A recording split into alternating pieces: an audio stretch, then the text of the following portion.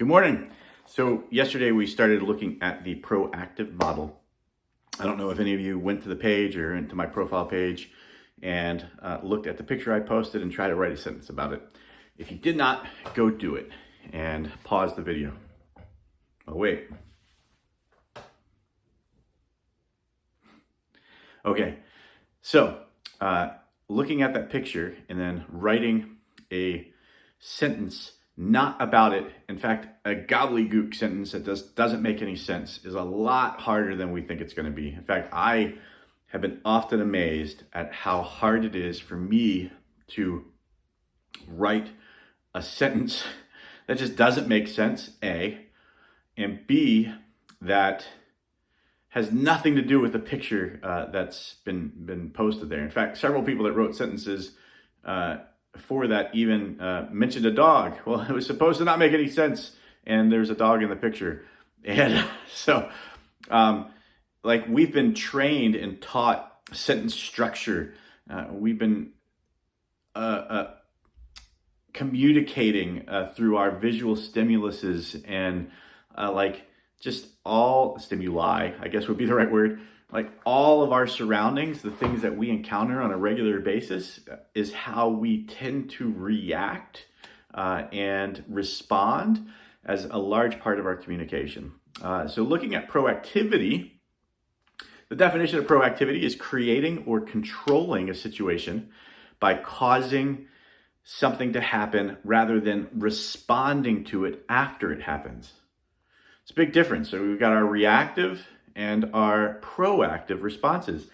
So it's more than just taking initiative. You know, we hear about proactive in management circles all the time, you know, taking that proactive approach. It's more than just taking initiatives. We are responsible for our own lives. So let's look at responsibility. Responsible says that we are able to respond to a situation. It's not our conditions, right? Our behavior is a function of our decisions, not those conditions.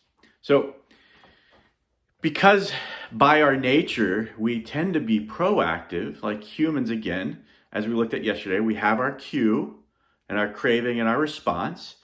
So between our cue and our response, we are able to make a conscious decision as to what we do. Like that is the pattern interrupt. That's where we can make a difference.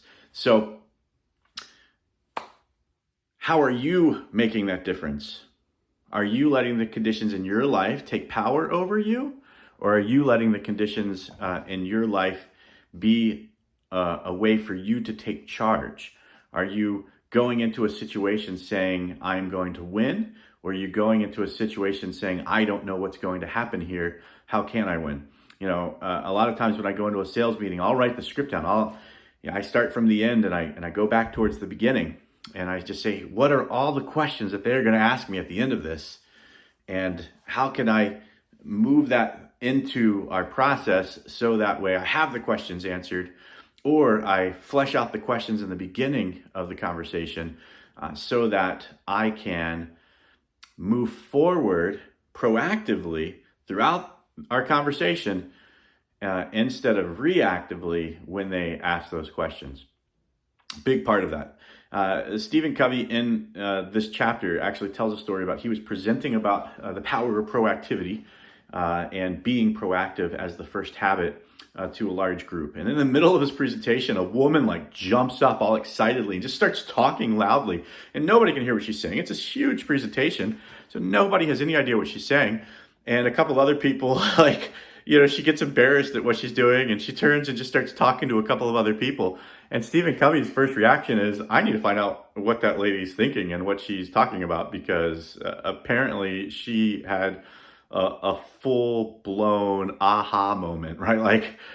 She is moving forward and had a major paradigm shift, which again is what he teaches on. So he went and he found this woman and found out that she is a nurse and that handles elder care. And working in this elder care environment, she had this man that just made her miserable. He was a miserable man. He was mean to her, mean to the other nurses that she worked with. And they fought over who had to work with this guy on a regular basis, because whoever went in and worked with him walked away more miserable for the day. And she realized that working for this man has made her miserable. And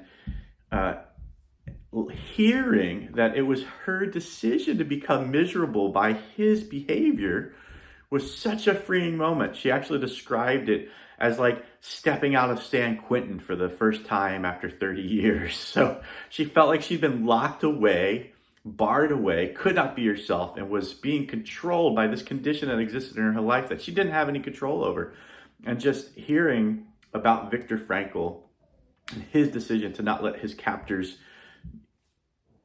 own him, she realized that she didn't need to be controlled and owned by this miserable man in her life. And it was such a freeing moment that like she couldn't hold back the energy and jumped up at that point in her life. There's a video, if you go into my YouTube, from many years ago. I think it's called, Where It All Started, or It's a Slow Friday. Maybe both of those are in the title. But it's a story about one of our salespeople that was working at a Home Depot. And when I heard what Home Depot they were working at, I realized I used to work across the street from that Home Depot when I was with Lumber Liquidators. And that Home Depot was one of the slowest Home Depots I had ever seen. And my Lumber Liquidators parking lot was more full than that Home Depot's parking lot, and all we sold was flooring. And I was shocked. I needed to go talk to this guy and find out what was happening. And again, knowing the Home Depot, I started recording from the parking lot before I even walked into the store. And I walked in, and sure enough, just like I thought it was going to be, the store was slow. The parking lot was slow.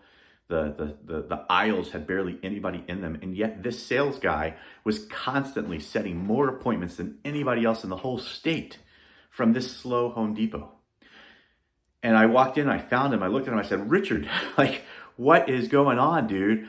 You are crushing it, and there's nobody in here." And he's like, "Dude, there's people in here. There's people everywhere." I'm like, "You just got to find them." I was like, "Okay."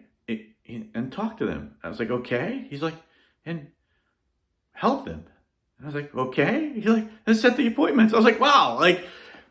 He never worked at another Home Depot. So for him, that store was great.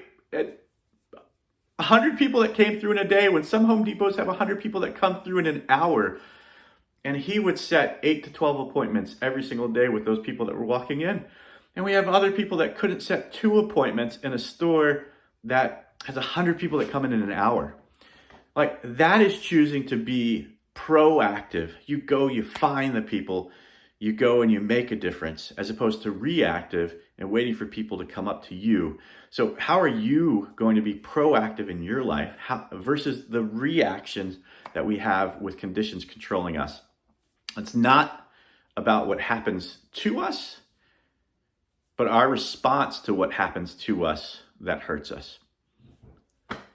Have a great day, everybody. Make some great proactive decisions today. See you soon.